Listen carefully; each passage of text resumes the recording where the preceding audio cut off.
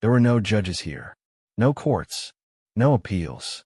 A single gesture of the hand decided whether you would eat, work, suffer, or die.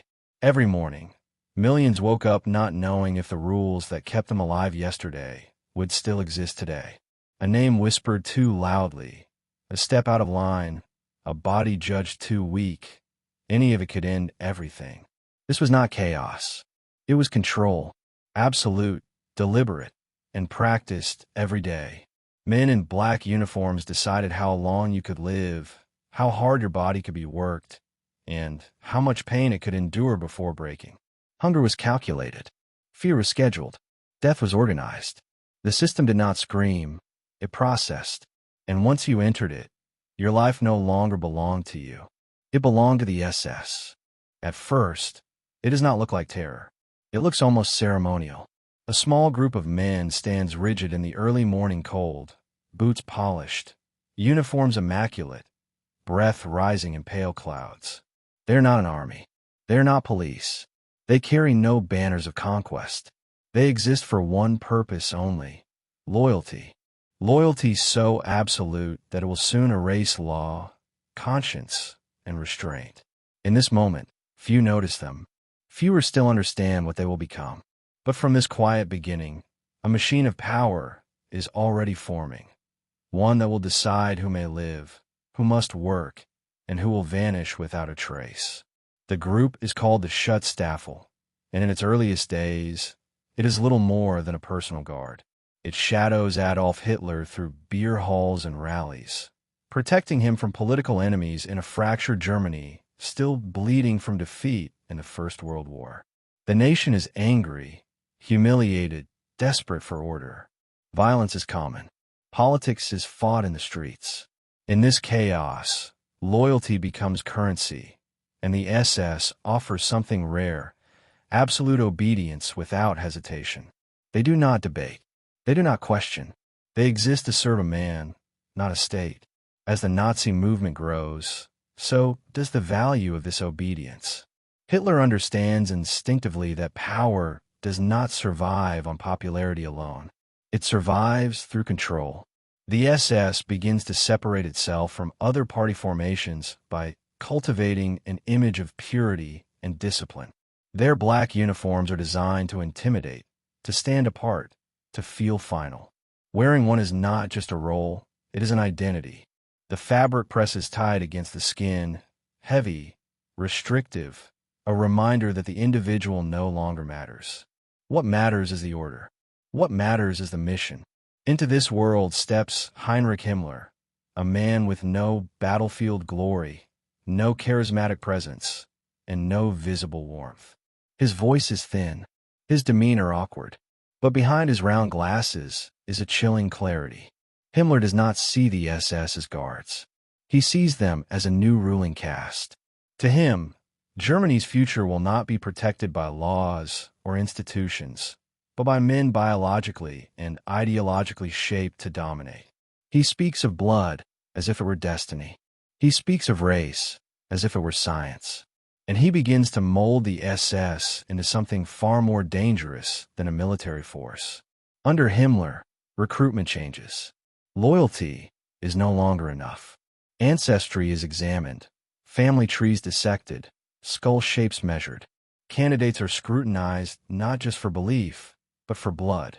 The SS becomes an order that claims moral and biological superiority. Training emphasizes obedience over thought, endurance over empathy. Recruits march until their legs tremble, until sweat soaks through uniforms and the air reeks of exhaustion. They are taught that weakness is betrayal. Mercy is contamination. Compassion is decay. At the same time, Himmler begins to quietly carve out independence. The SS is technically part of the Nazi Party, but in practice, it starts answering to no one except Hitler himself. Civil authorities are bypassed. Police forces are absorbed or subordinated. Legal oversight evaporates. The SS does not replace the state. It eclipses it. Arrests begin happening without warrants. Detainees disappear into improvised camps. Paperwork becomes optional. Fear becomes policy. By the early 1930s, Germany's streets feel different. There is a new silence after dark, a new caution in conversations. Doors close more quickly. People lower their voices. The SS is not everywhere, but it does not need to be. Its reputation moves faster than its boots. Rumors spread of men taken in the night, of neighbors who never return, of screams muffled behind brick walls.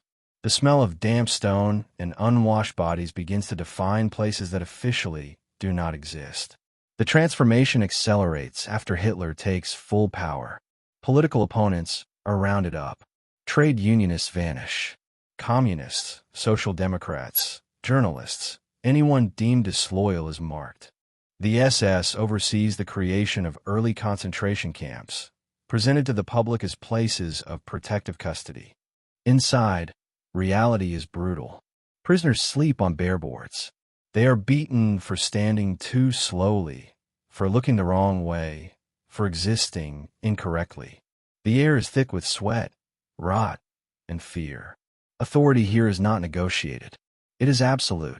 What makes the SS truly dangerous is not its violence alone, but its ideology. Himmler convinces his men that they are instruments of historical necessity. They are not criminals, he tells them. They are surgeons, cutting disease from the national body. This belief erases guilt. When violence is framed as duty, atrocity becomes routine. Orders are followed not out of fear, but pride. Each act of cruelty reinforces belonging. Each punishment proves loyalty. The SS begins to seep into every corner of governance. Intelligence gathering, population surveillance, policing, functions that once belonged to different institutions are folded inward. Information flows upward, unchecked. Decisions flow downward, unquestioned. There is no appeal process because there is no higher authority.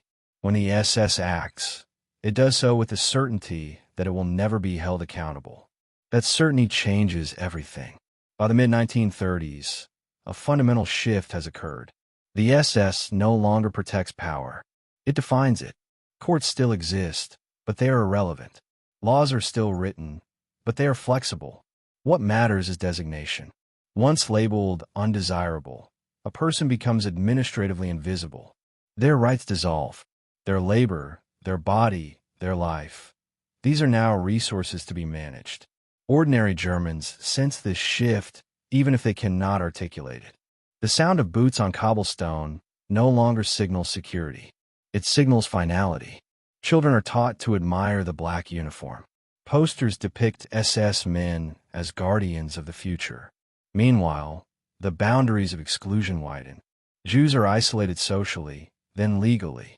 Roma, disabled individuals, and others are categorized, registered, measured. The language of bureaucracy masks the reality of preparation. Within the SS itself, a new internal culture solidifies. Promotions are tied not to competence, but ideological zeal. Men compete to demonstrate hardness. Emotional detachment becomes a virtue. The capacity to witness suffering without reaction is praised. Laughter during punishment is not discouraged. It is understood. This is how absolute authority trains itself, to feel nothing while deciding everything. Himmler formalizes the structure. Specialized branches emerge. Intelligence units, armed formations, camp administrations. Each one feeds the other. Arrests supply prisoners. Prisoners supply labor. Labor fuels the economy. Death removes those no longer useful. It is a closed system, efficient and self-reinforcing. And at the center of it all stands a man who rarely visits the places his policies create, but understands them perfectly. By answering only to Hitler, the SS gained something unprecedented in modern Europe: power without restraint. No civilian oversight. No independent judiciary. No moral counterweight. This is not dictatorship alone. It is absolutism embedded into daily life. A glance from an SS officer can end a career. A signature can end a family line. A whispered accusation can set an entire process in motion that no one can stop. The danger is not sudden. It unfolds step by step, regulation by regulation, until the extraordinary becomes normal. until neighbors stop asking questions, until disappearance feels inevitable, until fear becomes background noise, like the hum of machinery that never turns off. By the time Germany marches toward war, the SS is ready, not just to fight enemies abroad, but to manage populations, exploit bodies, and erase entire groups with administrative precision. What began as a guard has become an empire of control, one that will soon extend far beyond Germany's borders, into ghettos, camps, and killing fields where authority will be exercised not in speeches, but in daily selections, rations, punishments, and death. And as the continent edges toward catastrophe, the SS stands prepared, not merely to enforce orders, but to define the very meaning of life and death in the world that is about to be built. The knock does not come loudly. It never needs to. It comes at an hour when the city is quiet, when footsteps echo too clearly in stairwells, and every sound feels exposed. A single knock, then another, measured, certain. By the time the door opens, the decision has already been made. There will be no explanation that matters, no document that can be challenged, no appeal that can be filed later. The men standing there do not argue. They do not threaten. They simply step inside, and with that movement, a life slips beyond the reach of the law forever. This is how authority now functions, not through courts or trials, but through presence. The uniform itself is the warrant. By the time the SS reaches this stage, it no longer needs public spectacle to assert dominance. Fear has already been internalized. People know what the knock means. They have heard the stories.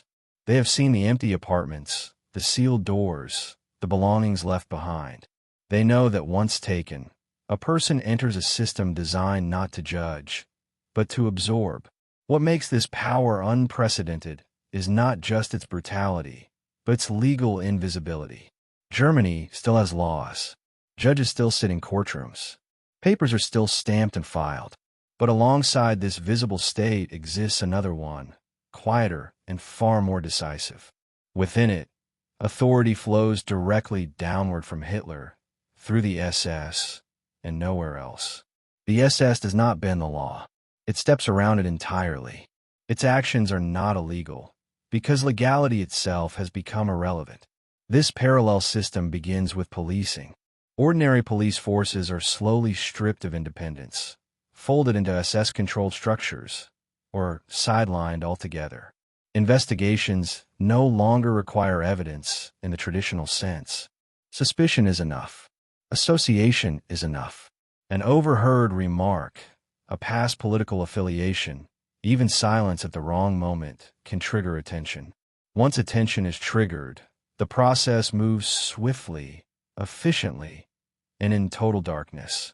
At the center of this machinery stands the Gestapo, feared not because of its size, but because of its reach. Contrary to later myths, the Gestapo does not need to be everywhere. It relies on something far more powerful: participation. Neighbors report neighbors. Coworkers report coworkers. Fear turns society inward, and the SS quietly harvests the information. Files grow thick. Names accumulate. Patterns are drawn. Guilt becomes a matter of interpretation. Once detained, a person does not enter the justice system. They exit society. Protective custody becomes the official term, a phrase that sounds benign, almost reassuring. In reality, it means detention without limit. No charge, no sentence, no release date. The SS decides when protection ends, and in most cases, it never does. The detainee is removed not just physically, but legally. They're no longer someone the state needs to explain. The transport is often unmarked. Windows are covered. The smell inside is sharp: oil, sweat, metal. Hands are bound. Heads are lowered. No one speaks. The destination may be a prison, a camp, a holding facility whose name will never appear on any public record. Upon arrival, names are replaced by numbers. Personal belongings are cataloged, then disappear. Identity is reduced to a file that can be amended or erased at will. Inside these early detention centers, authority is absolute and immediate. Guards do not shout orders to be obeyed. They enforce expectations already understood. A hesitation is punished. A misunderstanding is punished. Obedience does not guarantee safety. It merely delays harm. The air is thick with dampness and the sour smell of unwashed bodies. Screams echo down corridors at night, deliberately left audible. Terror is instructional. It teaches faster than rules ever could. The SS courts exist, but they are not courts in any meaningful sense. They do not seek truth. They do not weigh evidence. Their function is discipline, not justice. An SS man accused of brutality is judged not on what he did, but on whether his actions serve the mission. Excessive cruelty is rarely punished unless it reflects poorly on authority or undermines efficiency. Violence, when aligned with purpose, is not only tolerated, it is rewarded. As this system matures, the boundaries between policing, intelligence, and punishment dissolve. Arrest becomes sentencing. Sentencing becomes disappearance. The process is seamless. A man can be taken in the morning and be legally non-existent by nightfall. His employer receives no explanation. His family receives no information. Questions are dangerous. Silence becomes survival. For those watching from the outside, the effect is paralyzing. People learn to measure every word. Conversations become shallow. Political discussion evaporates. Even private thoughts feel unsafe. The SS does not need to monitor everyone constantly. The possibility that it might is enough. This is power exercised at the psychological level, where fear governs behavior more effectively than force ever could. The SS understands this dynamic well. It does not waste energy on mass arrests without purpose. Each detention is calibrated. Remove a union leader here, a teacher there, a journalist somewhere else. The absence sends a message that spreads faster than any announcement. Authority does not need to explain itself when it can simply remove dissent from view. Behind the scenes, paperwork continues. Forms are filed. Reports are written. The language is cold, technical, detached. Words like transfer, processing, and special handling replace reality. This bureaucratic distance allows extraordinary cruelty to be carried out by ordinary men. When suffering is reduced to terminology, responsibility feels abstract. The system runs smoothly because no one feels personally accountable. By the late 1930s, this structure has become normalized. The SS no longer needs emergency powers. It is the emergency. The exception has become the rule. People disappear not because the state is collapsing, but because it is functioning exactly as designed. A design that prioritizes control over justice, obedience over humanity. Those deemed undesirable are no longer individuals. They are categories, political threats, racial contaminants, social burdens. Each label carries consequences already decided. Once assigned, the path forward narrows rapidly, leading away from society and into confinement. What happens inside that confinement is hidden, but its results are visible in the hollowed-out communities left behind. The SS now possesses something no modern institution should ever hold: the authority to decide, without oversight, who belongs and who does not, who is productive and who is disposable, who may exist within the law and who must be erased by it. This authority is exercised quietly, efficiently, and every single day. And as Germany prepares to expand outward, this system of control is already being tested, refined, and perfected at home. The methods developed in these early years, detention without trial, punishment without review, disappearance without explanation, are not temporary measures. They are rehearsals. Soon, this machinery will be unleashed on an unprecedented scale, applied not just to individuals, but to entire populations. And when that moment arrives, the SS will not need to invent new tools of domination. It will simply expand the ones it has already mastered, carrying lawless authority beyond Germany's borders and into a world about to learn what power without limits truly looks like. The gates do not close with a crash. They close slowly, deliberately, as if the city itself is being sealed from the rest of the world. Brick by brick, fence by fence, street by street, life is compressed inward. What was once a neighborhood becomes a containment zone. What was once a city becomes a holding pen. Inside, hundreds of thousands of people wake up one morning to discover that movement has been replaced by permission, survival by calculation, and time itself by waiting. This is not yet a camp, but it is no longer a place to live. It is a place to endure.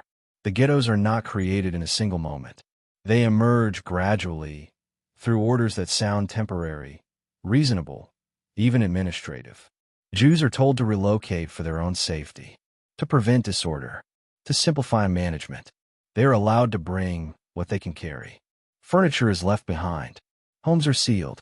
Businesses are confiscated. Streets that once connected neighborhoods are cut off by walls and barbed wire. Windows are bricked shut. The sound of hammers and masonry echoes through the streets as if the city is being buried alive. From the outside, the ghetto looks like an urban district under quarantine. From the inside, it feels like suffocation. The population density multiplies overnight. Families are forced into single rooms. Hallways become sleeping spaces. Stairwells smell of urine, sweat, and rotting food. There is never enough air, never enough light. In summer, heat presses down until breathing feels heavy. In winter, cold creeps through cracked walls and broken glass, turning fingers numb and breath sharp. The SS does not need to enter the ghetto daily to control it. Control is embedded into its design. Food enters through checkpoints, if it enters at all. Water is rationed. Fuel is scarce. Disease spreads quickly in overcrowded conditions, and medical supplies are nearly non-existent. Typhus, dysentery, and tuberculosis move silently, feeding on malnutrition and exhaustion. The smell of sickness lingers, sweet, sour, unmistakable. Death becomes ordinary, expected, almost routine. Authority inside the ghetto is layered. On the surface, Jewish councils are established to administer daily life. They are ordered to distribute food, assign housing, organize labor, maintain order. On paper, this gives the illusion of self-governance. In reality, it is coercion by proxy. Every order they enforce comes from above. Every failure is punished collectively. The SS does not need to strike often. It lets impossible demands do the work. Each morning begins with calculation. How much bread remains? How many mouths need feeding? How many calories are required to keep workers alive just long enough to be useful? Rations are measured not for health, but for control. Hunger weakens resistance. Hunger narrows focus. Hunger turns days into a blur of physical need. People barter family heirlooms for scraps of food. Wedding rings disappear. Books are burned for warmth. Children grow thin, their eyes too large for their faces. Labor becomes the only temporary shield against death. Those who can work are marked as useful. Workshops are set up inside the ghetto.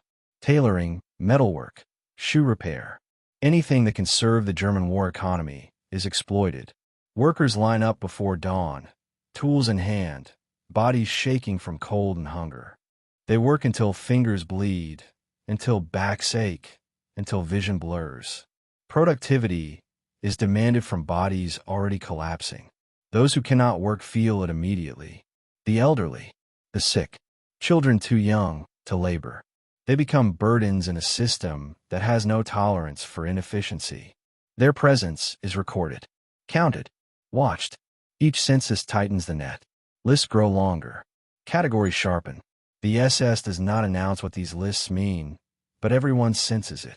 Attention hums beneath daily life, like a storm building beyond the walls. Punishment inside the ghetto is swift and public. Curfew violations, smuggling food, failing to meet labor quotas. The SS makes examples sparingly but decisively. A beating in the street, a public execution, a random shooting to remind everyone that life here is conditional. The crack of a rifle echoes down narrow streets, followed by silence, so complete it feels physical. People avert their eyes. Children stop crying. No one asks questions. Smuggling becomes both lifeline and death sentence. Food is brought in through sewers, holes in walls, bribe guards. Children are often used, small enough to slip through gaps. They carry bread under their clothes, potatoes in sacks, anything that might keep a family alive one more day. Many are caught. The sound of a gunshot near the wall becomes terrifyingly familiar. Survival depends on risk, and risk often ends in death. The SS monitors everything. Not directly, but through reports, inspections, surprise raids. They observe patterns. Who moves where? Who trades with whom? They know that desperation will create resistance, and resistance must be crushed before it spreads. Informants are cultivated. Fear fractures trust. Neighbors watch neighbors. Even inside families, words are chosen carefully. Silence becomes a form of protection. As months pass, the ghetto begins to change psychologically. Time loses meaning. Days blur together, punctuated only by roll calls, ration distributions, and rumors. People speak of the past less often. The future feels abstract, unreachable. Survival shrinks to the present moment. Find food. Avoid attention. Keep working. Stay alive. Moral boundaries erode under pressure. Acts once unthinkable become necessary. Theft. Abandonment. Choices that will haunt survivors long after the walls are gone. The SS understands this erosion and encourages it. A population struggling internally is easier to control. Hunger does what bullets cannot. It breaks cohesion. It turns people inward. Authority becomes invisible because it no longer needs to intervene constantly. The system maintains itself through deprivation. Deportations begin quietly. At first, they are described as relocations for labor elsewhere. Notices are posted. Names are called. People are told to pack. Families cling to hope because hope is the only thing left. Trains are mentioned. Work opportunities promised. Those selected are often the weakest, the elderly, the sick, children. The logic is disguised, but the result is unmistakable. They do not return. The sound of trains becomes part of the ghetto's atmosphere. Distant whistles. The rumble of tracks. Smoke drifting over rooftops. Each departure leaves behind emptier buildings, fewer voices, more fear. People learn to read the signs. A sudden census. Increased patrols. Lists revised late at night. Deportation is no longer a rumor. It is a rhythm. Those who remain understand that labor is no longer just exploitation. It is leverage. Work buys time. Time becomes the most valuable currency. Workshops expand. Quotas increase. The SS tightens demands. Faster production. Longer hours. Less food. Bodies begin to fail under the strain. When workers collapse, they are replaced. There is no pause. No mourning. The system moves forward without them. Children adapt in horrifying ways. They learn which guards are cruel and which can be bribed. They memorize escape routes. They stop crying easily. Their games mimic the world around them. Lines, orders, punishments. Childhood evaporates under constant threat. Parents watch this transformation helplessly, knowing that innocence is a liability here. Disease spreads faster as conditions worsen. Corpses lie in apartments for days because there is no energy to move them. The smell of death lingers in hallways. Burial becomes hurried, impersonal. Graveyards overflow. Religious rituals are shortened or abandoned. Death loses its solemnity and becomes logistical. Through it all, the SS remains distant, almost abstract. Decisions come down through orders. Enforcement appears suddenly, violently, then recedes. This distance is intentional. It dehumanizes both ruler and ruled. The SS does not see faces, only numbers, quotas, problems to be managed. The ghetto is not a failure of governance. It is governance as designed. By the time the ghettos are fully operational, their purpose has shifted. They are no longer temporary, holding zones. They are sorting mechanisms. Places where populations are weakened, categorized, exploited, and prepared for the next stage. Those who survive long enough to be deported arrive already broken, hungry, exhausted, compliant. Resistance has been starved out of them. Inside the walls, people sense that something worse lies ahead. They may not know the details, but they feel the direction. Trains do not bring back workers. Camps are whispered about. Smoke is seen on the horizon. The SS does not deny these rumors. It does not need to. Fear fills the gaps.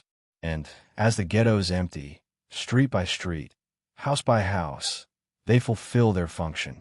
They have transformed communities into inventories, human lives into manageable units.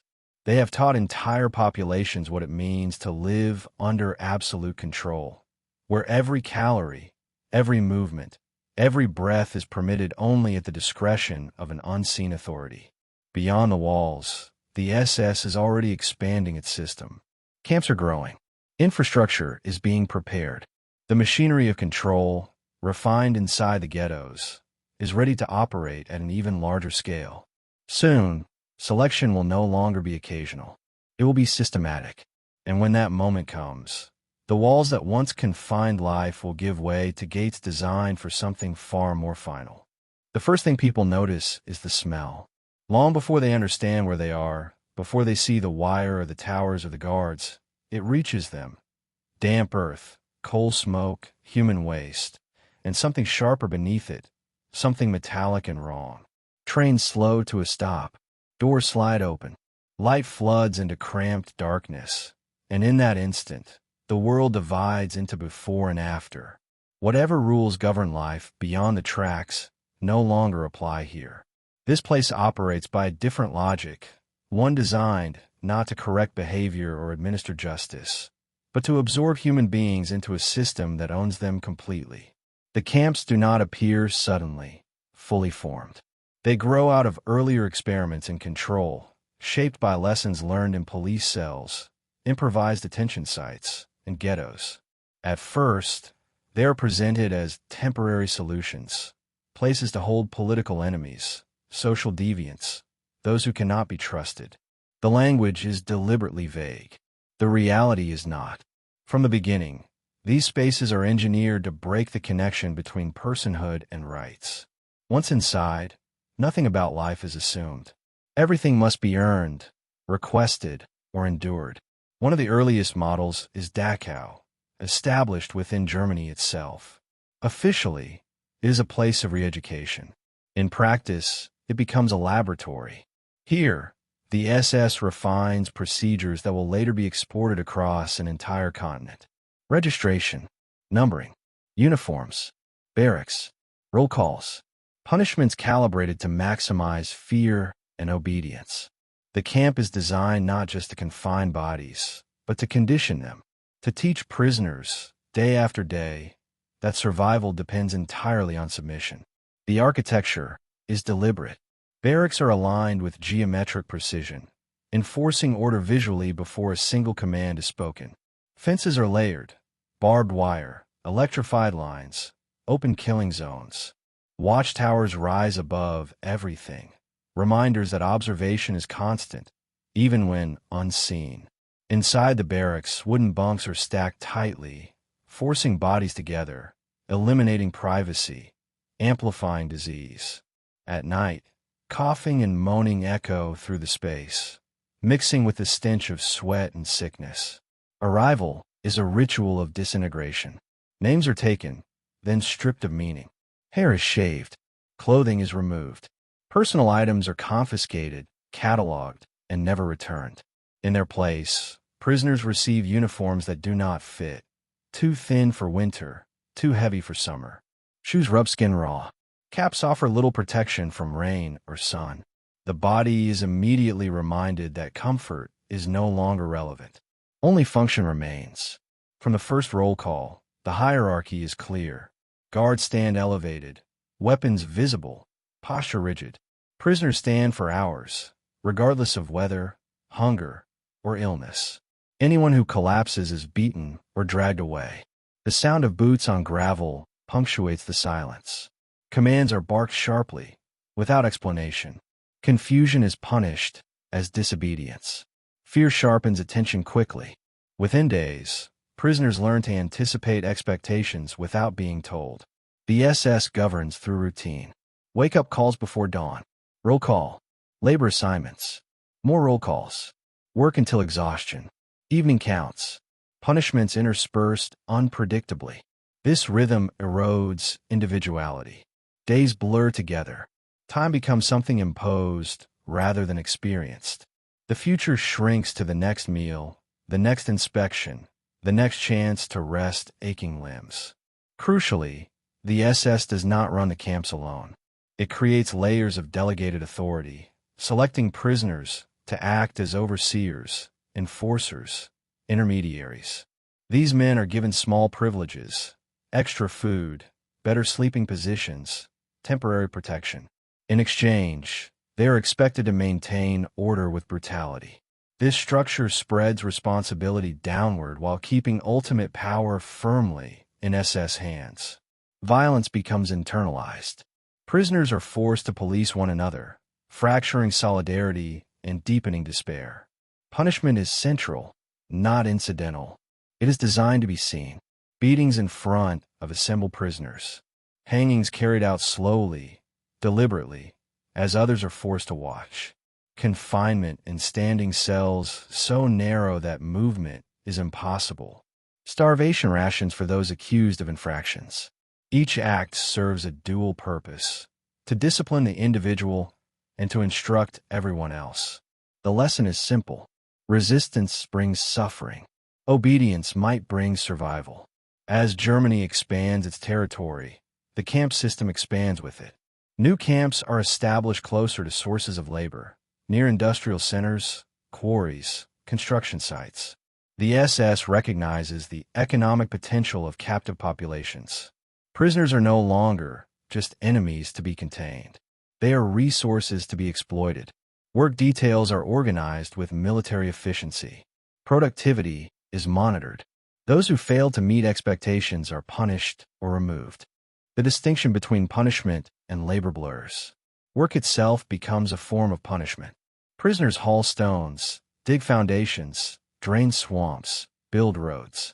They labor in all weather, often without adequate tools or protection. Hands blister and split. Muscles tear. Bodies weaken rapidly under malnutrition. Yet the demands increase. The SS is not interested in sustainability. It is interested in output. When a body is spent, it can be replaced. Food is weaponized. Rations are calculated to keep prisoners alive just long enough to work, but never enough to regain strength. Soup is watery.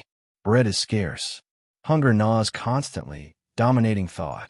Prisoners dream of food, talk about food, steal food when they can. Theft is punished harshly, but desperation overrides fear.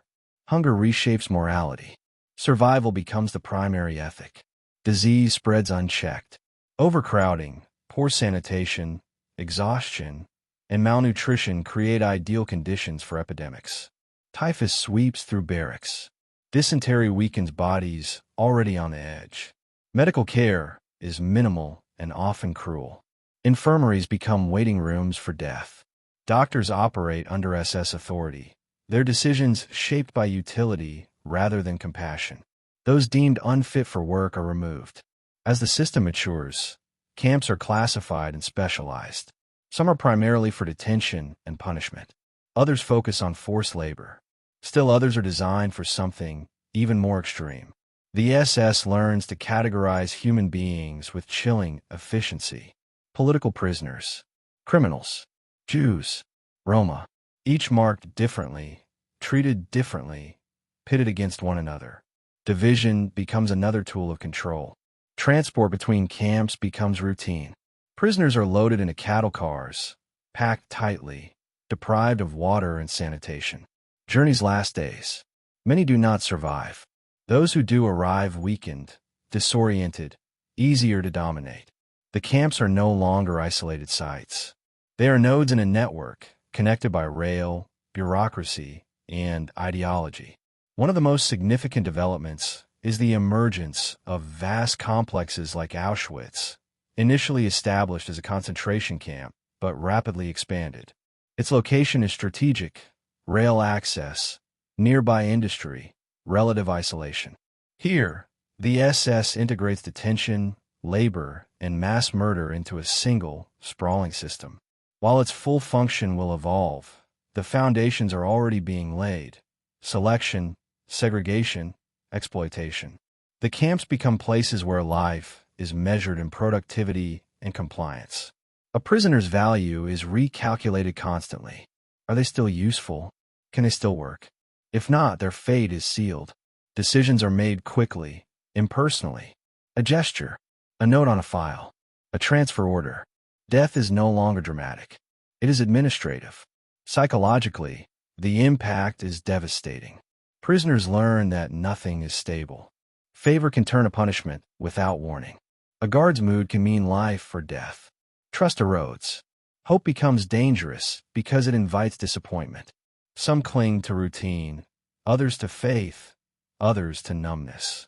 Many simply endure, moving through days like shadows. The SS thrives in this environment because it eliminates ambiguity.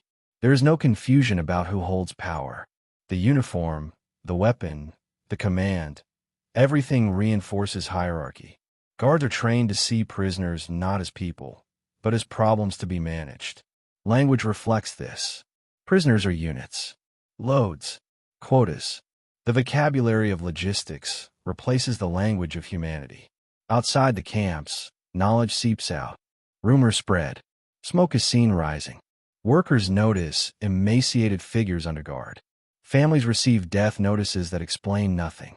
Yet the system persists because it is shrouded in secrecy and normalized by bureaucracy. The SS controls information as carefully as it controls bodies.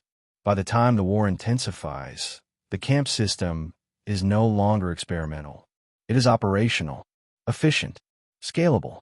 The SS has learned how to process human beings in large numbers, how to extract labor, how to impose terror, how to kill without chaos. What began as detention has become domination.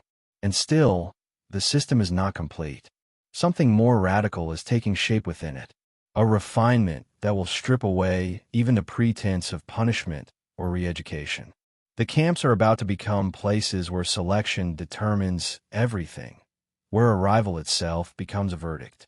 As transports increase and populations are drawn deeper into this network, the SS prepares to take the next step, one that will move beyond confinement and exploitation into something far more final. The machinery is ready. The methods are tested. And soon, the question for those who pass through the gates will no longer be how long they can endure, but whether they will be allowed to endure it all. The platform is flooded with noise before anyone understands what is happening. Metal doors slam open. Dogs bark sharply, their chains clattering. Boots strike wood and gravel in rapid rhythm. Shouts slice through the air, harsh and impatient. Words barked in a language many do not understand. After days sealed inside darkness, the sudden light feels violent. Eyes burn. Legs tremble. Bodies spill out of the cars stiff, disoriented, clutching bags that suddenly feel useless. In this moment, there is still hope. Confusion, fear, exhaustion, but hope. People believe they have arrived somewhere to work, to wait, to survive. They do not yet realize they have stepped into a place where a single gesture will erase entire futures. The SS does not rush this moment. It controls it. Guards form lines with practiced ease, pushing people into columns, separating men from women, parents from children. There is no explanation. Orders are shouted and repeated, growing louder when misunderstood. Panic ripples through the crowd as hands are torn apart, fingers slipping away under pressure. Mothers reach for sons. Children cry out for fathers already moving backward under rifle barrels. The air is thick with dust, sweat, fear, and the sharp smell of fear itself. Something animal, unmistakable. At the center of the chaos stands a small group of men who do not shout. They do not strike. They observe. Their uniforms are cleaner. Their posture relaxed. One holds a clipboard. Another wears gloves despite the heat. They look at bodies the way a craftsman looks at tools, assessing shape, condition, usefulness. These are SS doctors. Their presence transforms arrival into judgment. This is selection, not announced, not explained. It unfolds in seconds, faster than comprehension. A hand moves left. A hand moves right. A nod. A pause. A finger extended. People obey instinctively, stepping where they are directed, believing they're being sorted for work assignments, accommodations, medical checks. They do not know that these gestures divide the living from the dying. The criteria are brutally simple: strength, youth, apparent health. Anyone who looks weak is suspect. Anyone who hesitates is suspect. The elderly are almost always sent one way. Children almost always follow. Mothers with infants are rarely separated, not out of mercy, but efficiency. Sick bodies are liabilities. Thin bodies are warnings. Bodies that cannot immediately produce labor are excess. What makes this moment uniquely terrifying is how ordinary it appears to those carrying it out. The SS doctors chat casually. One lights a cigarette. Another adjusts his gloves. There is no urgency because there is no doubt. They have done this before. They will do it again. Thousands of times. The human beings in front of them are not perceived as individuals, but as categories waiting to be assigned. For those directed to one side, life continues, temporarily. They are told they will shower, be deloused, assigned work. Their relief is visible, almost painful to witness. Some smile weakly. Some whisper prayers of gratitude. They do not know that survival here is conditional, recalculated daily, dependent on productivity and obedience. But for now, they are allowed to live. For those sent the other way, there is no announcement, no sentence spoken aloud. They are told to move quickly, to keep order, to follow instructions. Children are told they will see their parents soon. The elderly are told to rest. The language is calm, even reassuring. Deception is deliberate. Panic would slow the process. Calm keeps it efficient. This system is perfected in places like Auschwitz-Birkenau, where selection becomes industrial. Trains arrive day and night. Platforms are illuminated by floodlights that erase shadows and privacy. SS officers work in shifts, maintaining the rhythm. Selection is no longer an event. It is a routine, a task to be completed before the next transport arrives. The psychological violence of selection is immediate and profound. Survivors replay the moment endlessly. The direction of a hand, the step they took, the look on a loved one's face as they were pulled away. Guilt becomes inseparable from survival. Why was I chosen? Why did I live when others did not? These questions haunt those allowed to remain long after the camps are liberated. For the SS, selection is a demonstration of absolute power. In no other environment is authority so total, so visible, so final. Life and death are decided not by law, not by trial, not by crime, but by appearance and utility. This power reshapes the men who wield it. When death is decided casually, repeatedly, without consequence, it becomes normalized. The extraordinary becomes mundane. Selection does not end at arrival. It continues throughout camp life. Roll calls become opportunities for reassessment. Prisoners are ordered to strip. Bodies are examined. Those who have lost too much weight, who limp, who cough too frequently, are marked. Sometimes the marking is subtle, a note on a list, a colored mark. Sometimes it is immediate, a separation from the line, a blow to the head, removal without explanation. Infirmaries, which prisoners hope will offer relief, often become gateways to death. SS doctors inspect wards, deciding who will be treated and who will be removed. Treatment is minimal, often cruel. Medicines are scarce. Beds are crowded. Those who cannot recover quickly are deemed unfit. Selection happens here too, quietly, efficiently. A sick body is not a patient. It is a problem. The presence of figures like Joseph Mengele embodies this perversion of medicine. Doctors trained to heal become arbiters of destruction. Medical language is twisted to justify murder. Experiments masquerade as research. Selection becomes an extension of ideology, a way to enact racial theories with living bodies. Children are subjected to particular cruelty. Twins are separated for study. Others are sent away immediately. Their cries echo across the platform, across the camp, often ignored. The SS understands that allowing emotional attachment To interfere would disrupt efficiency. Compassion is treated as a weakness to be eliminated. Those selected for labor are marched into the camp. Their first glimpse inside reveals a world stripped of softness. Barracks stretch in rigid rows. Wire fences hum faintly with electricity. Watchtowers loom overhead. Smoke rises from chimneys in the distance, carrying an acrid smell that no one explains. The air tastes bitter. Some sense the truth immediately. Others suppress it, because acknowledging it feels unbearable. Work assignments follow quickly. Stone quarries, construction sites, factories. The pace is relentless. Guards scream constantly, using noise to maintain dominance. Beatings are frequent. Falling behind invites punishment. Hunger gnaws constantly, dulling thought, weakening resistance. The body is pushed until it breaks, then replaced. As prisoners deteriorate, selection tightens. Those who were once strong grow thin. Those who once were collapse. Periodic selections remove the weakest, often without warning. A prisoner may survive arrival, only to be selected weeks later. Survival is temporary. The threat is constant. The SS designs this uncertainty deliberately. Hope is allowed just enough to sustain labor, then withdrawn. This fluctuation deepens control. Prisoners are kept in a state of anxious vigilance, never knowing when they will be judged again. Every cough feels dangerous. Every misstep feels fatal. Behind the scenes, the process is bureaucratized. Numbers are recorded. Categories updated. Transport schedules aligned. Death is tracked statistically. Efficiency is measured. The SS prides itself on order. Murder becomes a logistical achievement. What makes selection uniquely horrifying is its intimacy. Unlike distant bombing or battlefield death, selection happens face to face. The SS looks directly at those it condemns. It hears their voices, sees their eyes, and moves its hand anyway. This proximity strips away the illusion of inevitability. These deaths are chosen. Outside the camps, the world remains largely unaware of the specifics. Rumors circulate.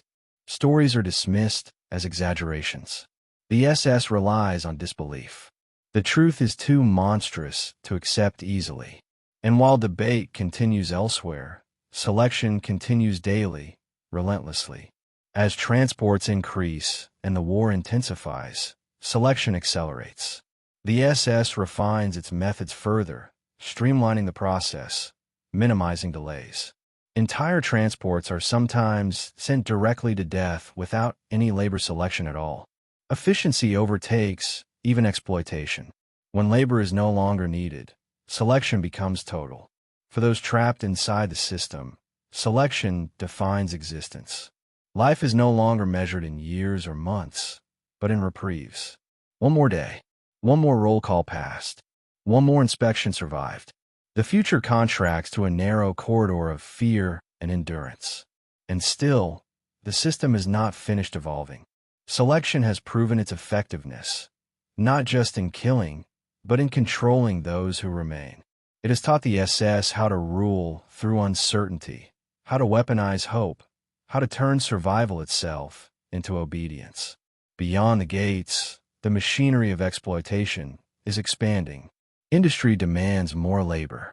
War consumes resources. The SS adapts, merging selection with economic planning, refining its grip on bodies deemed useful and disposing of the rest. The next stage will push this logic further still. Selection will no longer be merely a moment on a platform or a decision in a barracks. It will become the backbone of an entire system designed to extract every possible ounce of value from human life before discarding it. And as the camps fill and the selections continue, one truth becomes unavoidable. In this world, life is not taken suddenly. It is measured, evaluated, and consumed until nothing remains but smoke, ash, and the quiet efficiency of a hand moving left or right. The day does not begin with a whistle. It begins with pain. Muscles stiff from cold, refuse to move. Joints ache as bodies unfold from cramped bunks. Breath fogs the air inside barracks that never fully warm, carrying the sour smell of sweat, sickness, and unwashed clothes. Outside, darkness still clings to the ground. Searchlights sweep slowly across wire and mud. Guards shout for speed, not because speed matters, but because exhaustion makes obedience easier. Work is waiting. It is always waiting. After selection, survival has been redefined. To live now means to labor, not to contribute, not to earn, to be consumed slowly by tasks designed to extract value until nothing is left. The SS has perfected the transition from human being to work unit, and it does so with chilling precision. Numbers replace names. Assignments replace identity. A person's worth is recalculated every morning based on whether their body can still perform.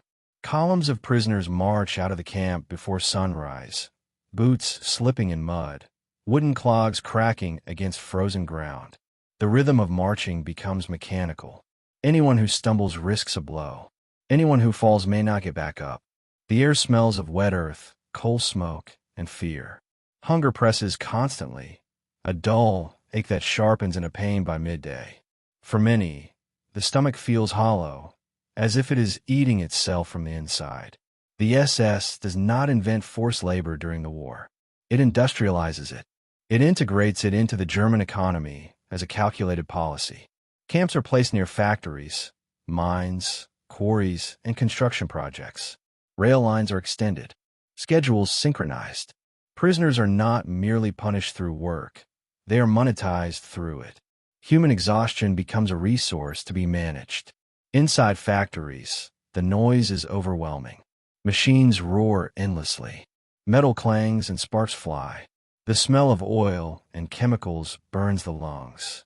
There are no safety measures. Guards care only that output continues. Fingers are crushed. Skin is burned. Eyes are damaged by fumes and flying debris. Injuries slow production, so injured workers are replaced. The pace never adjusts to human limits. One of the most infamous examples of this partnership between terror and industry emerges near Auschwitz, where companies like IG Farben build massive industrial complexes fueled almost entirely by prisoner labor. The arrangement is efficient and brutal. The SS supplies bodies. Industry supplies money and materials. Death is factored into planning. Replacement transports are scheduled in advance. Human life becomes a line item. For prisoners, work is not a path to freedom. It is a temporary delay of death. The knowledge of this settles in slowly, then all at once. Men and women push themselves beyond endurance because collapse invites election. Hunger forces impossible choices. Some steal scraps and risk execution. Others trade favors, dignity, or betrayal for a few extra calories.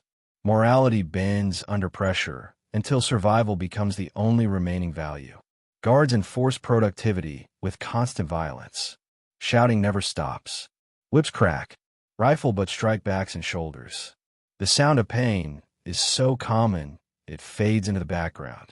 Punishment is arbitrary, unpredictable, designed to keep prisoners permanently off balance. Even meeting quotas does not guarantee safety. The SS understands that uncertainty is a more effective tool than rules. Food rations are calculated with precision. Enough to keep prisoners standing. Never enough to restore strength. Soup is thin, barely warm, floating with bits of vegetable peel or grain husk. Bread is rationed carefully, its weight measured, its distribution tightly controlled. Hunger dominates every thought.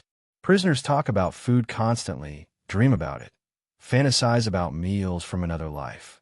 The body weakens. The mind narrows. As weeks turn into months, bodies change visibly. Cheeks hollow. Eyes sink deep into skulls.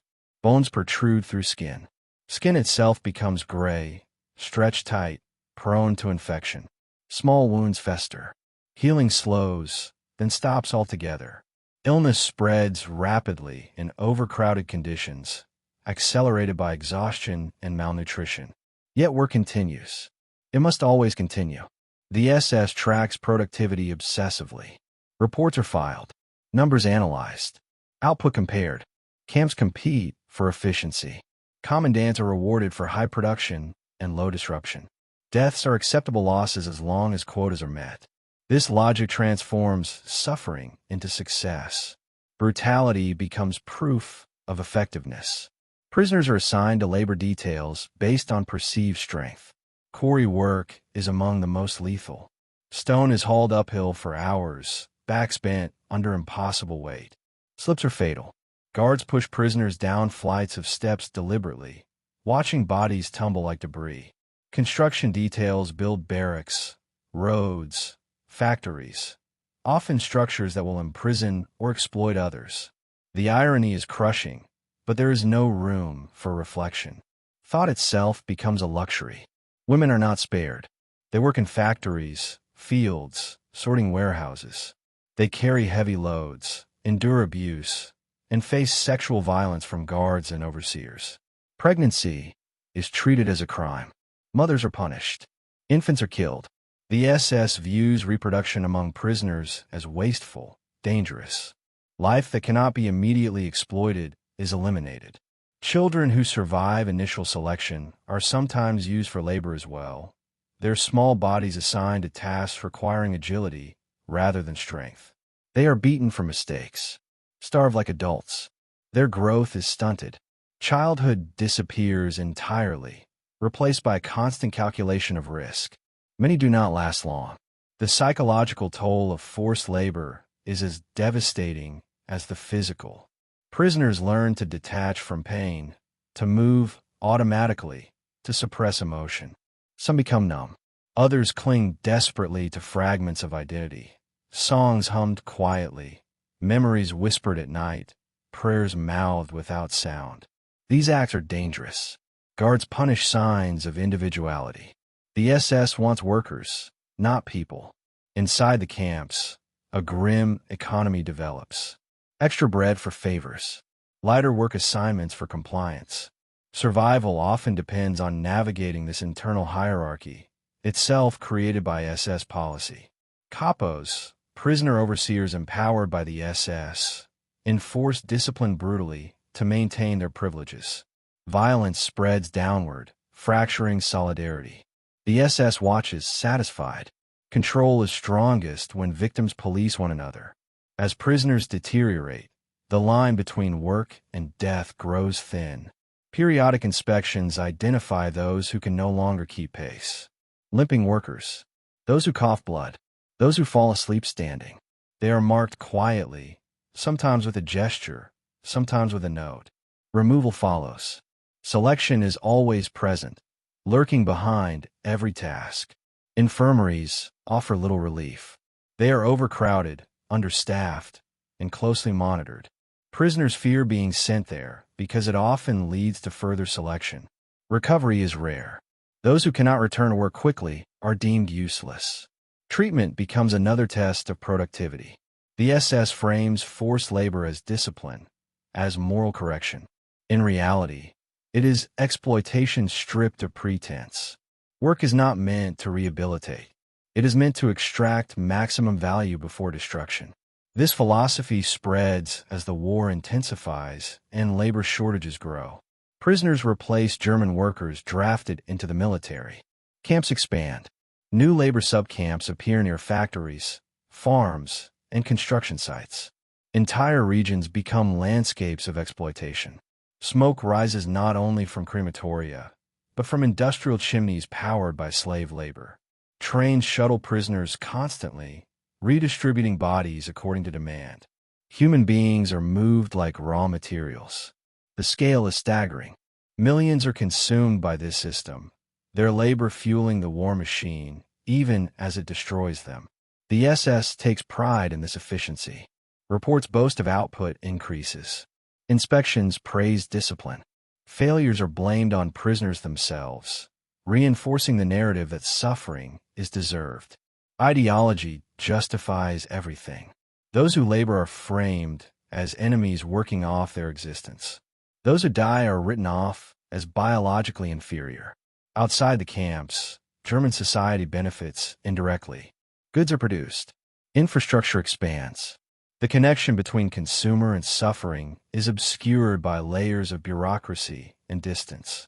The SS ensures that exploitation remains hidden behind fences and euphemisms. Silence becomes complicity. As the war drags on, conditions worsen further. Bombing disrupts supply lines. Rations shrink. Guards grow more brutal under pressure. Prisoners are driven harder, even as their bodies fail faster. The margin between survival and death narrows to almost nothing. Yet the system does not collapse. It adapts. When labor shortages increase, selection criteria shift. Prisoners once deemed too weak are temporarily kept alive. Children are exploited longer. The SS recalibrates constantly, squeezing every remaining resource from a shrinking pool of bodies. Forced labor reveals the true nature of SS power. It is not chaos. It is calculated domination. Every aspect of life is subordinated to output. Pain is normalized. Death is expected. Survival is conditional and temporary. The human body becomes both tool and disposable waste. For those trapped inside this system, work becomes a countdown. Each day endured brings the body closer to collapse. Each night, survive feels like borrowed time. The future does not exist. Only the next shift, the next roll call, the next chance to remain useful. And as prisoners labor themselves toward destruction, the SS prepares to refine the process even further. Forced labor has proven effective not only in extracting value, but in breaking spirit. It has taught the SS how to turn time itself into a weapon. The next step will push this logic to its limit, merging labor, punishment, and extermination into a single, seamless operation. A system where the distinction between working to death and being killed outright disappears entirely. And when that moment arrives, the camps will no longer merely consume bodies through exhaustion. They will decide, with finality, which lives are worth using at all, and which will be erased immediately, without even the pretense of work. The scream does not echo the way people expect. It cuts off too quickly, swallowed by distance, by walls, by routine. Those who hear it do not turn their heads. They do not slow their steps. They keep their eyes forward, bodies rigid, faces blank. They have learned that sound here is not a call for help. It is a warning, a reminder. Punishment is never meant only for the one receiving it. It is meant for everyone else. Inside the camp, terror is not accidental. It is structured. It is scheduled. It is displayed. Punishment is not a reaction to disorder. It is the mechanism that creates order. After forced labor has stripped bodies of strength, punishment finishes the work by stripping away resistance. The SS understands something fundamental about control. Fear must be visible to be effective. Suffering must be witnessed. Death must be instructional. Every day contains its rituals. Roll call is one of them. Prisoners stand in rows, sometimes for hours, regardless of weather. Rain soaks through thin uniforms. Snow piles on shoulders. Sun burns exposed skin. The ground beneath their feet turns to mud or ice. No one is allowed to move. No one is allowed to speak. Guards count, recount, then count again. If numbers do not match, the line remains standing. If someone collapses, they are dragged back upright or beaten until they can stand no longer. The purpose is not accuracy. It is domination. Roll call demonstrates who controls time, comfort, and pain. Hours are taken deliberately. Exhaustion is inflicted openly. Bodies sway. Knees buckle. Teeth chatter uncontrollably. The SS watches without expression. When the count finally ends, prisoners stagger back to barracks or labor details already weakened, already behind. Punishment comes in many forms, and its variety is intentional. Beatings are the most common. A misstep, a glance, a failure to meet quota. Guards use fists, boots, sticks, rifle butts. The sound of impact becomes familiar, dull, and rhythmic. Bruises bloom across skin already thin from hunger. Bones crack. Teeth shatter. Medical care is rarely offered. Pain is meant to linger. Some punishments are designed to humiliate rather than injure. Prisoners are forced to crawl through mud, to carry heavy stones endlessly in circles, to stand at attention for hours with arms raised until muscles seize and collapse. Laughter often accompanies these acts. Guards mock accents, appearances, weakness. The goal is not discipline alone, but degradation. To make prisoners feel small, ridiculous, powerless. Other punishments are meant to terrify. Public hangings are staged deliberately. Prisoners are assembled and forced to watch as a scaffold is prepared. The condemned is often made to stand for long minutes before the execution, giving the crowd time to absorb what is coming. The rope creaks. The body jerks. Sometimes death is not immediate. Guards ensure everyone sees. No one looks away. Looking away is punished. There are punishments that leave no visible marks but break the mind. Solitary confinement in dark cells where movement is impossible. Standing cells so narrow a prisoner cannot sit or lie down. Days without food or water. Nights filled with screams from nearby cells. The smell of human waste and fear clings to these spaces, seeping into skin and memory. Those who emerge are changed, quieter, hollowed. Punishment is often arbitrary. This is crucial. If rules were consistent, prisoners could adapt. Arbitrary cruelty ensures constant anxiety. A prisoner may follow every order and still be beaten. Another may break rules and be spared. There is no logic to rely on, no pattern to learn. Survival becomes a matter of chance, not behavior. This randomness is deliberate. It erodes the belief that obedience guarantees safety. The SS also uses collective punishment to fracture solidarity. If one person escapes, an entire block is punished. Food rations are cut. Labor hours increased. Beatings administered indiscriminately.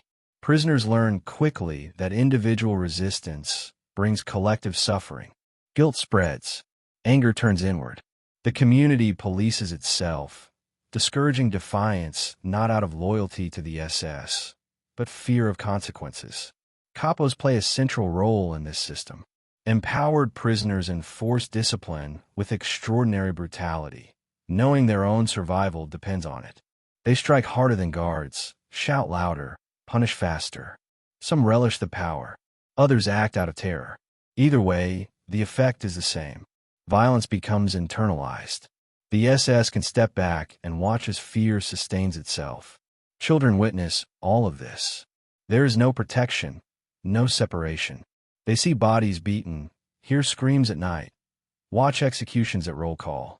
Their understanding of the world reshapes itself around terror. Play disappears. Curiosity disappears. Many become silent, withdrawn, hyperalert. Punishment teaches them early that existence itself is conditional. Women face specific forms of punishment layered with sexual violence. Guards exploit vulnerability, threatening beatings or death to coerce compliance. Refusal brings retaliation.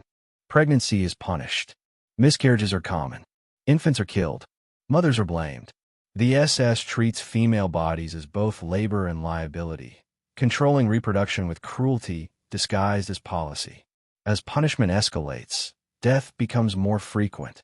Some deaths are direct, beatings that go too far, executions carried out deliberately. Others are indirect, injuries left untreated, starvation accelerated by punishment rations, exposure after being forced to stand outside for hours. Responsibility is always blurred. Death is recorded as illness, weakness, or accident. The system absolves itself. The psychological impact of constant punishment is devastating. Prisoners learn to anticipate pain, to flinch at raised voices, to suppress emotion entirely. Crime becomes dangerous. Anger becomes lethal. Many retreat inward, numbing themselves to survive. Others break openly, collapsing into despair or hysteria. Both responses are punished. The SS understands that terror works best when it feels inevitable. Punishment is not reserved for serious infractions. It is woven into daily life. Even routine tasks carry the threat of violence. Carrying tools, lining up for food, walking between work sites. Every movement is monitored. Every mistake is an opportunity. Over time, punishment reshapes behavior completely. Prisoners begin to regulate themselves. They avoid eye contact. They move mechanically. They speak only when necessary. Individuality fades. Expression becomes dangerous. The camp does not need constant violence anymore. The memory of violence is enough. Punishment also reinforces hierarchy. Guards assert dominance not just over prisoners, but over life itself. The power to hurt without consequence intoxicates. Many guards escalate cruelty over time, seeking new ways to assert control. Others become bored, detached, performing violence with indifference. Both are products of a system that rewards dehumanization. The SS justifies this brutality through ideology. Prisoners are framed as enemies, parasites, threats. Punishment is portrayed as cleansing, corrective.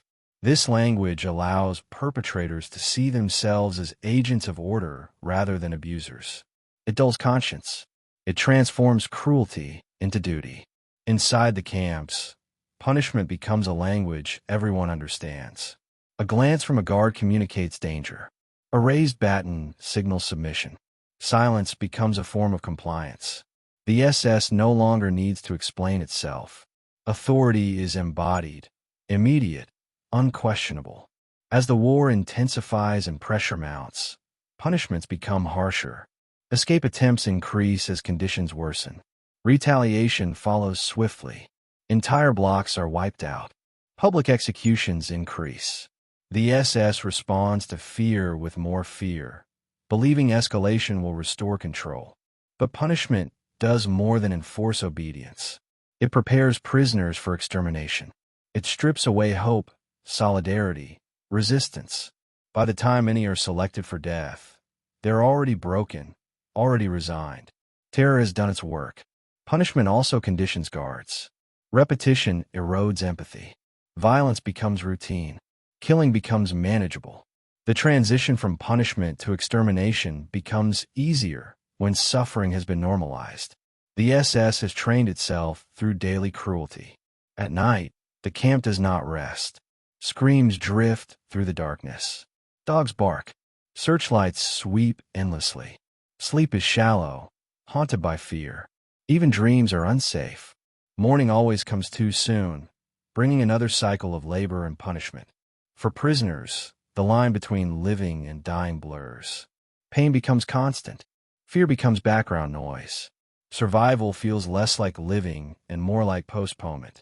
Each day endured is another day inside a system designed to erase them. And still, punishment intensifies. As the SS perfects its control, it seeks methods that are faster, cleaner, more final. Violence has proven effective, but it is inefficient at scale. Beatings take time. Public executions require staging. There is a desire now for something more streamlined. The camps are already places of death, but the SS is preparing to transform them into something even more systematic. Something where punishment and killing merge completely, where death itself becomes routine rather than exceptional. Beyond the fences, decisions are being made. Plans refined. Infrastructure expanded. The lessons learned through punishment are being applied to a far greater project. Soon, terror will no longer be primarily about discipline. It will become about removal. Not correction. Not deterrence. Elimination. And when that shift occurs, the screams that once served as warnings will be replaced by silence on a scale the world has never known. The silence arrives first.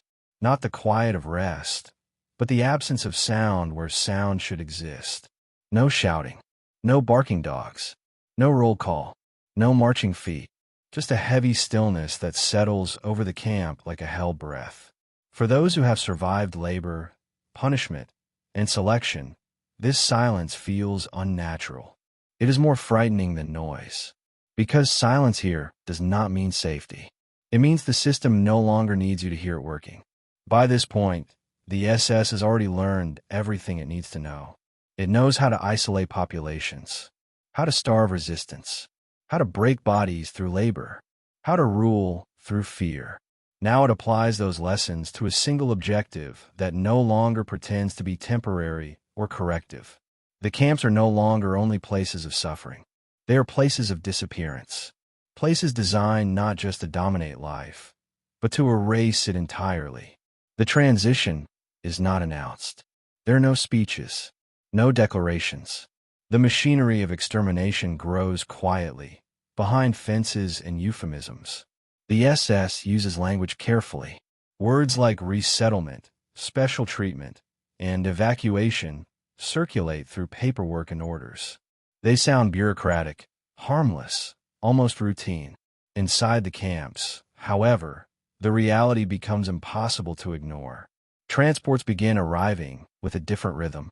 Entire families are unloaded and marched away without selection for labor. The elderly, the sick, children, mothers with infants, none are spared now. The process is faster, more controlled. There is no need to assess productivity because productivity is no longer the goal. Removal is. In occupied Poland, the SS constructs camps whose sole purpose is killing. Places like Treblinka and Belzec are built not for detention or labor, but for speed. They are small compared to labor camps, deceptively simple. No vast barracks, no long-term infrastructure, just rail spurs, fenced paths, buildings designed to mislead, and mass graves hidden in forests. These camps operate under Operation Reinhard, a plan that transforms murder into an administrative task. Victims arrive. They are processed. They are killed. Their bodies are disposed of. Their belongings are sorted. The cycle repeats. There is no intention to keep anyone alive. Survival is no longer calculated. It is excluded. The SS perfects deception because panic slows efficiency. Victims are told they will bathe, that they are being deloused, that they will be sent onward to work. Signs are posted. Flowers are planted. Buildings are painted. Calm voices give instructions. Guards avoid overt violence at first. Everything is designed to maintain order until the final moment. People undress, believing they will see their clothes again. Mothers calm children.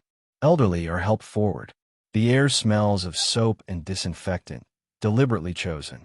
Inside the chambers, confusion sets in only seconds before death. Doors seal. Engines start. Gas fills the space. Screams are muffled by concrete and earth. Within minutes, silence returns. This process is repeated thousands of times a day.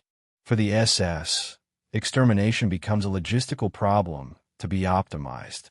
How many people can be processed per hour? How long disposal takes? How to conceal evidence? When mass graves fill, bodies are exhumed and burned. Ashes scattered. Bone fragments are crushed. The landscape itself is forced to forget. At larger complexes like Auschwitz-Birkenau, extermination and labor coexist. Selection on the platform determines immediate death or temporary survival. Those sent to gas chambers are often killed within hours of arrival. Those sent to labor are worked until they collapse, then selected later. Death is delayed, not avoided.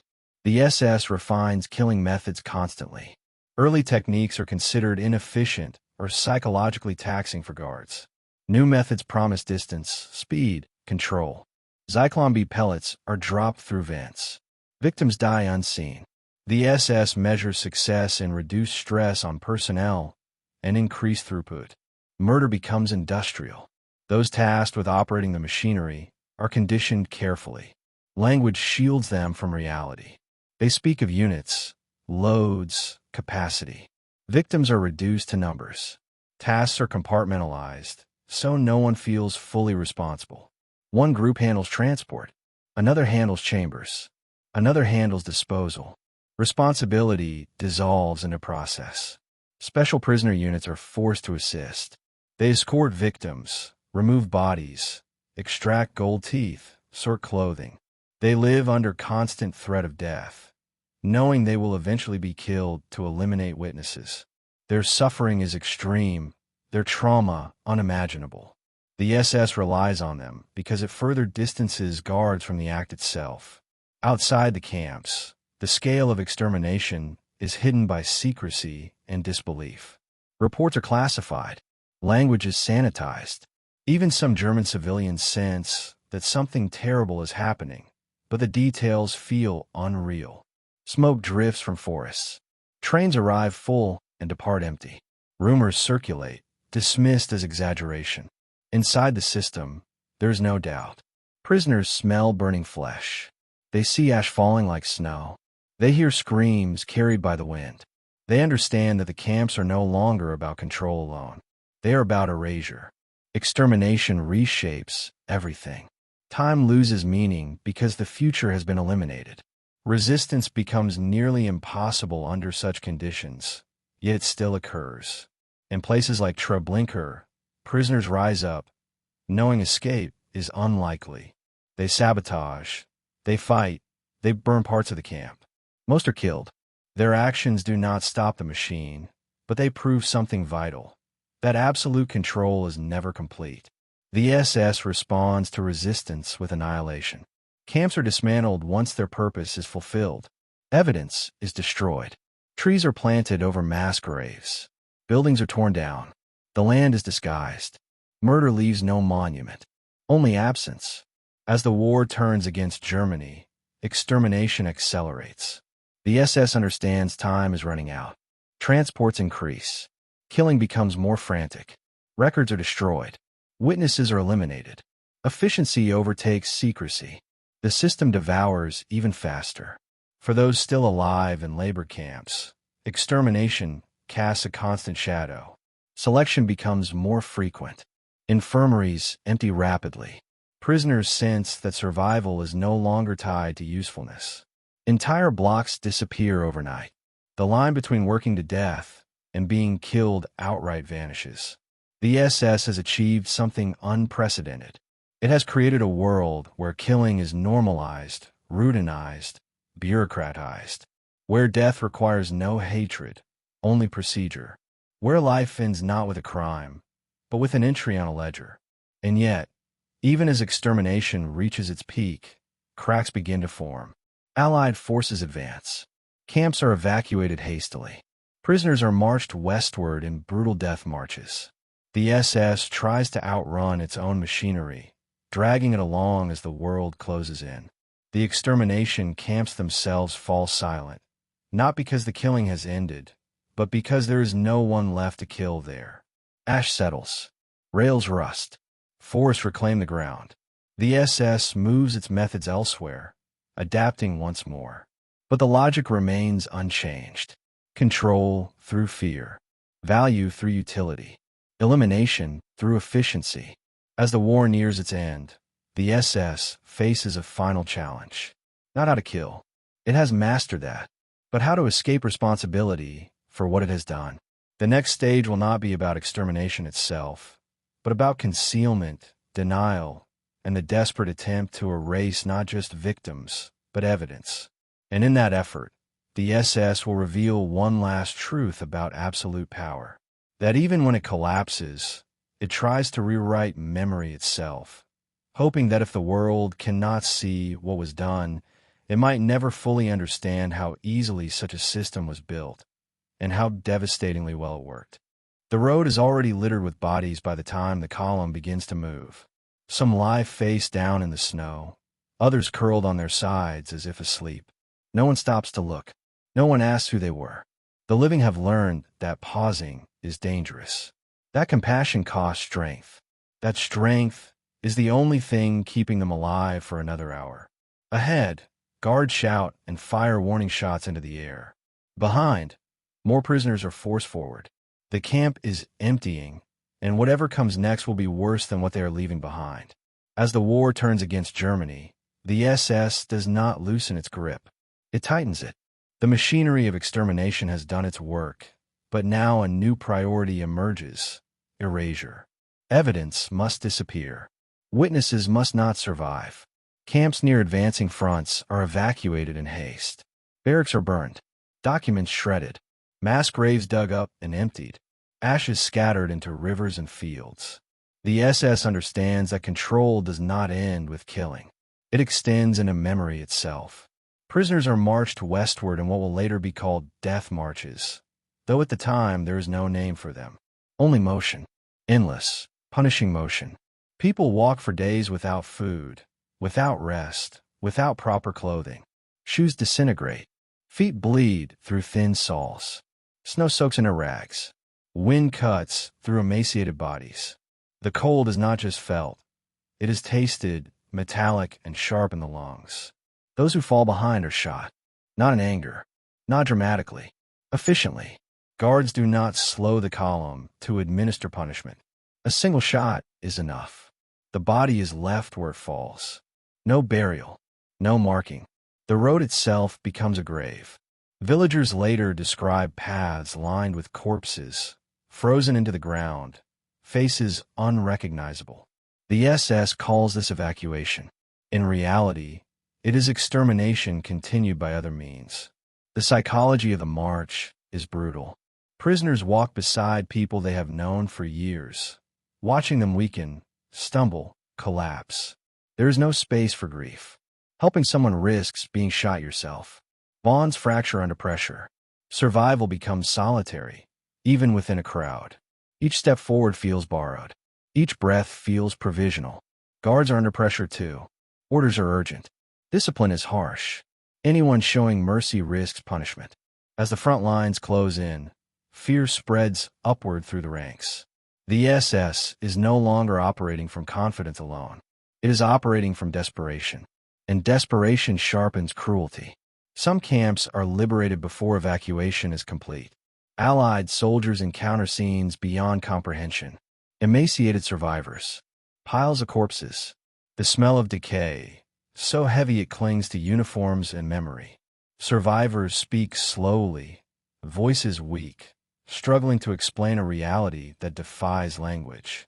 For the first time, the outside world sees undeniable proof of what has been hidden. Elsewhere, the SS succeeds in moving its prisoners deeper into Germany. New camps overflow with arrivals already half dead. Food supplies collapse. Disease spreads unchecked. Guards grow increasingly violent. The distinction between prisoner and corpse narrows. Death is no longer managed carefully. It is everywhere, uncontrolled, spilling over the edges of a system losing coherence. As Allied forces advance, the SS accelerates destruction of evidence. Crematoria are dismantled, gas chambers blown up, files burned. Orders are given verbally to avoid paper trails. Prisoners who know too much are killed. Sonderkommando units are executed en masse. The SS attempts to erase not only bodies, but testimony. Yet traces remain. Ashen rivers, bone fragments in fields, scars and landscapes that will never fully heal. Survivors carry memory in their bodies, tattoos, injuries, malnutrition that follows them for life. Trauma that resurfaces in dreams, in sudden sounds, in the smell of smoke. Inside collapsing camps, authority begins to fracture. Some guards flee. Others continue enforcing rules long after they have meaning. A strange limbo emerges where prisoners outnumber guards, yet fear persists. No one knows what is safe. Some prisoners are killed by guards in final acts of cruelty.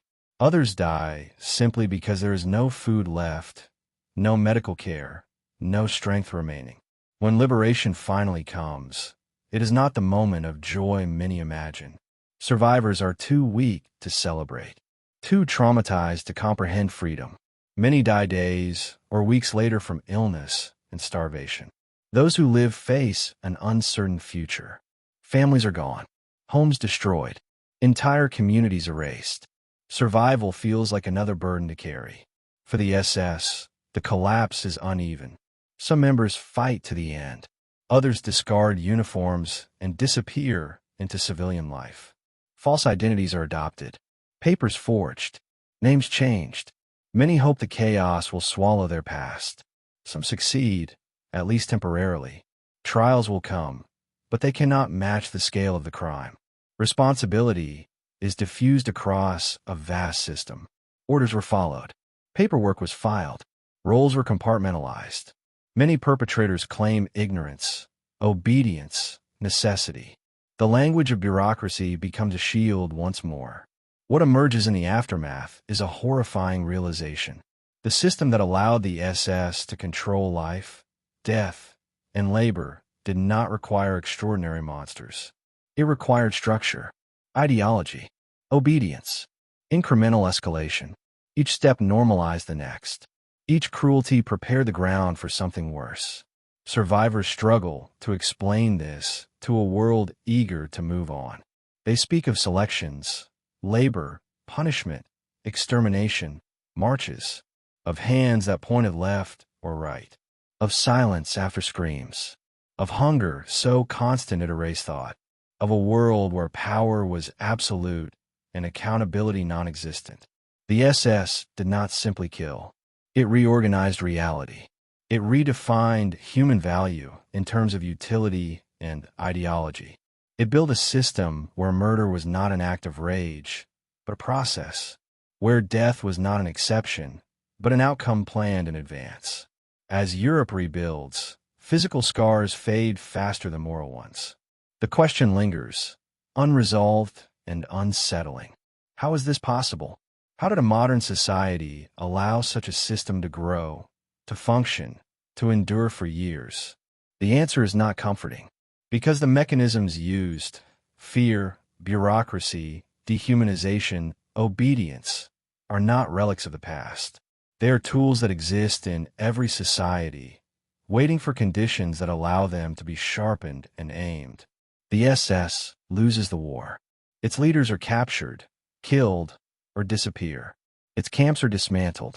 Its symbols are outlawed. But the legacy of its power does not vanish with surrender. It lingers in memory, in testimony, in the uncomfortable recognition that absolute authority was not imposed overnight. It was built step by step, accepted piece by piece, enforced daily. And as the smoke clears and the world tries to understand what happened, one final truth remains unavoidable. The SS did not just take control of life, death, and labor. It demonstrated how easily those things can be taken. When fear replaces law, when ideology replaces humanity, and when obedience is valued more than conscience. The last chapter of this story does not belong to the SS. It belongs to those who survived, and to those who must now decide what lessons will be remembered and what warnings will be ignored when power once again claims the right to decide who is allowed to exist. The world does not return all at once. It seeps back slowly, painfully, through hospital wards and refugee camps, through courtroom transcripts and mass graves uncovered by chance. Survivors learn to eat again without hoarding, to sleep without jolting awake at footsteps that no longer exist, to speak their names aloud after years of being reduced to numbers. Liberation ends the system, but it does not end its consequences. The SS is defeated on the battlefield, yet its shadow stretches far beyond the war, lingering in memory, in institutions, in the uneasy silence that follows crimes too vast to comprehend easily. In the immediate aftermath, the scale of what happened resists understanding. Even those who witnessed the camps firsthand struggle to process what they saw. The smell of death clings to clothing. Images of skeletal bodies and piles of shoes circulate the globe, shocking a public that had heard rumors but never fully believed them. Words like genocide and crimes against humanity are coined because existing language cannot contain the reality. The SS is no longer an abstract terror. It is evidence. It is documentation. It is undeniable. The machinery that once operated in secrecy is now exposed piece by piece. Files recovered from abandoned offices reveal meticulous record-keeping. Transport schedules, labor quotas, death counts, bureaucratic precision laid bare. What horrifies investigators is not only the brutality, but the orderliness. The SS did not operate as a rogue faction. It functioned as an integrated system, embedded in the state, supported by industry, protected by ideology.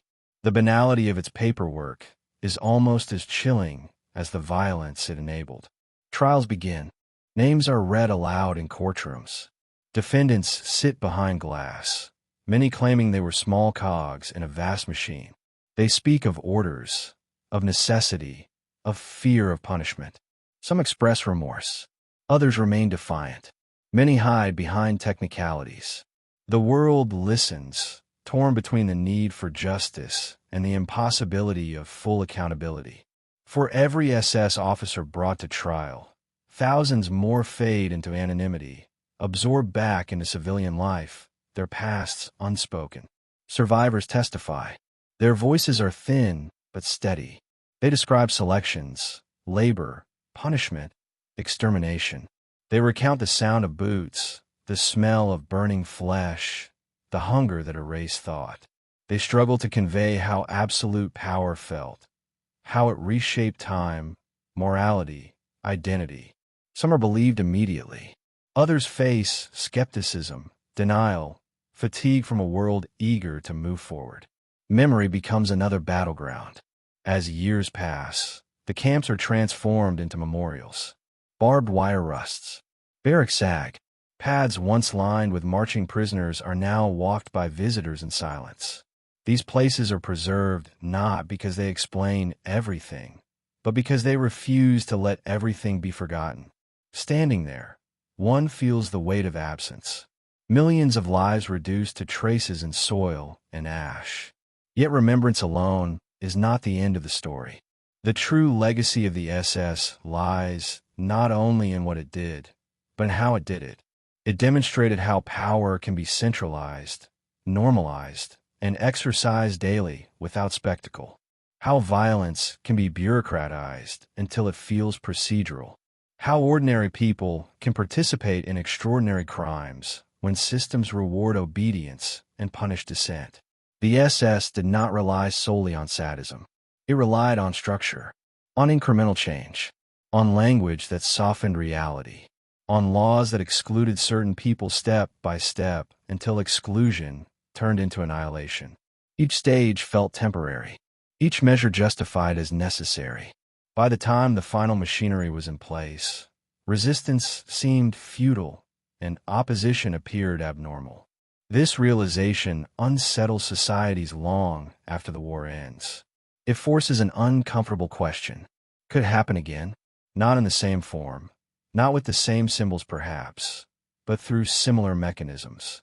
Through fear framed as security, through ideology framed as science, through obedience framed as duty. The SS becomes a case study not of ancient evil, but of modern governance turned lethal. Education systems grapple with how to teach this history. Too much detail overwhelms. Too little risks trivialization. The focus shifts from numbers alone to processes. How neighbors turned on neighbors. How professionals used expertise to harm. How institutions meant to protect were repurposed to destroy. The story becomes less about monsters and more about choices. For survivors, the legacy is deeply personal.